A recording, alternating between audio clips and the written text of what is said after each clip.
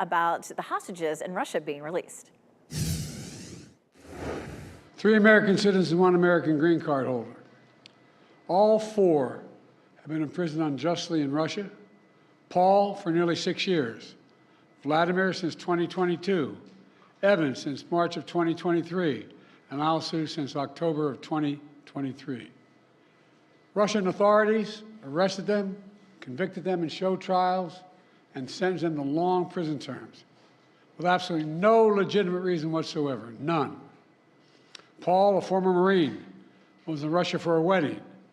Evan, a journalist with a Russian, in Russia, was in Russia, assigned by the Wall Street Journal. Alsu, also a journalist, was in Russia to see family. All 3 falsely accused of being spies.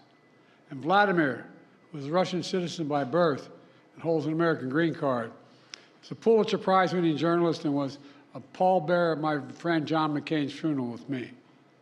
He spoke out against Putin's regime, and for that he was convicted of treason. And now, their brutal ordeal is over, and they're free. Moments ago, the families and I were able to speak to them on the telephone from the Oval Office. They're out of Russia.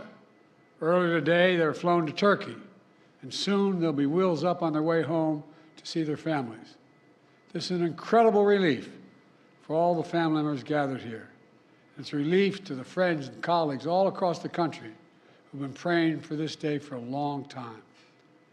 The deal that made this possible was a feat of diplomacy and friendship. Multiple countries helped get this done.